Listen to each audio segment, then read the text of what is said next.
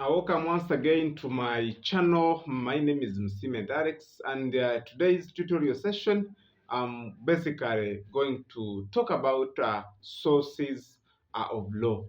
You know, we have heard of the saying that a good lawyer is one who knows where to find the law. That is the basis of today's discussion. A good lawyer is one who knows where to find the law. And when we are appreciating the sources of law, you need to give them in the hierarchy. You must always appreciate the hierarchy of these sources of laws. Number one being the Constitution, and the Constitution being the grand norm, being the mother of all laws, then becomes the first source of law. And that one is actually you must give its authority. It is provided for under Article 2, Clause 2, which basically provides that if any law or custom is inconsistent with the provisions of the Constitution, that law or custom shall, to the extent of its inconsistency, be null and void. And it also actually under clause 1, it tells you that the Constitution shall be the mother of all laws, actually, if I may try to paraphrase. It is the mother of all laws, and that it has the binding force on all persons and authorities of across the country. The Constitution becomes the first source of law in the hierarchy. Number two becomes the Acts of Parliament. The Acts of Parliament, like you've heard or you may know, the Parliament is conferred with powers to make laws that have effect for promotion of peace, security, development in the country. So, pursuant to Article 79, Clause 1 of the Constitution of the Republic of Uganda, that is another source of law, being Acts of Parliament. Acts of Parliament, we mean all acts, statutes made by the Parliament. When we talk of acts, I may give example like Penal Code Act, like Evidence Act, like Civil Procedure Act. Many acts of Parliament is the second source of law in the hierarchy. That is very important that you need to appreciate. Then number three, we have the subsidiary laws. Subsidiary laws basically means all they are like policies made with powers conferred by the parliament. When you appreciate Article 79, Clause 2, it actually says that no any other person shall have a right to make laws except if that power is conferred by the parliament. That is very important. Except if that power is conferred by the parliament. Then that means the moment you have power to make laws given by the parliament, then whatever law you make is called subsidiary law, or you may call it delegated legislations, or you may call it secondary laws. So such laws they take the third position in the hierarchy of sources of law. It is very important that you need to appreciate. Then from there we shall have to go to case law, or what we call judicial precedents. These judicial precedents, basically, these are different rulings that have authority, that bear authority, that we can refer to as we are trying to find the law. They have authority. For example, decisions from the Supreme Court, they are all other courts must be bound by such decisions. Therefore, if you're searching your law and you cite a decision from Supreme Court, then that becomes a very good precedent that you must rely on, that even other judges rely on.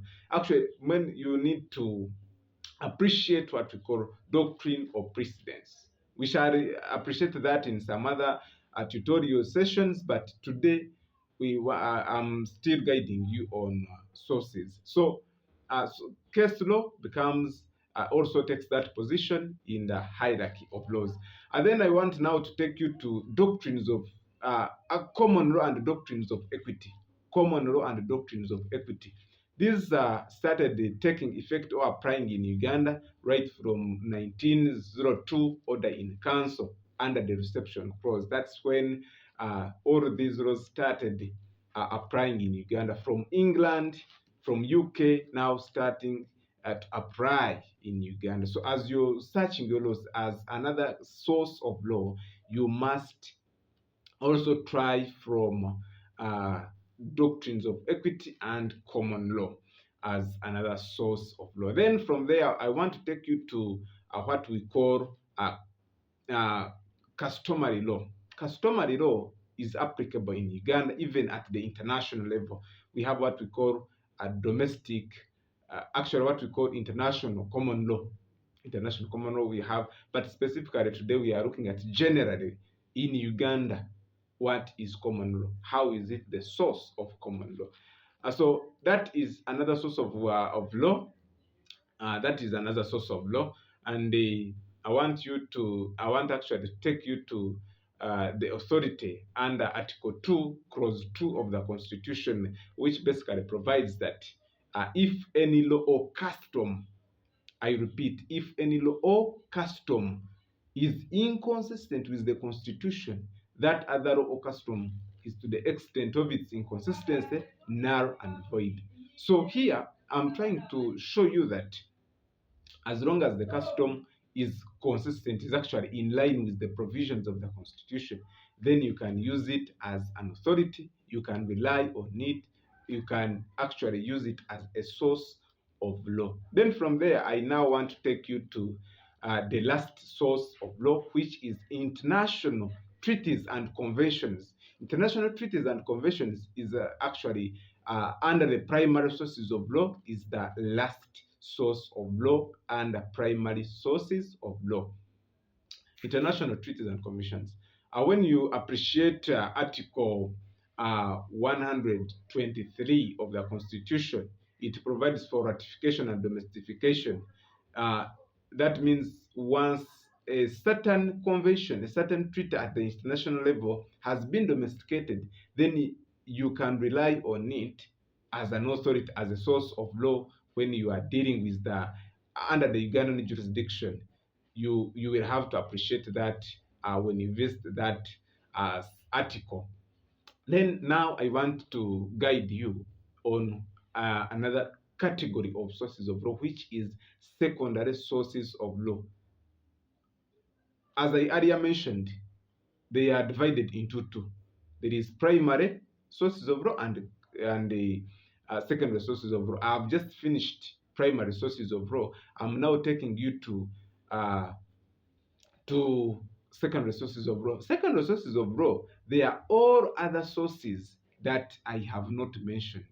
They are all other sources that I have not mentioned. Be it newspapers, law dictionaries, law journals, uh, textbooks mentioned. They are all under secondary sources of law. Otherwise, that is what I can share with you today on sources of law. I want to thank you so much for watching. Thank you for giving me your time to listen to my discussion. Please, I request you to subscribe, share, and comment. Leave your comment. We always want to see where you need clarifications so that we can make them. Thank you. Thank you so much.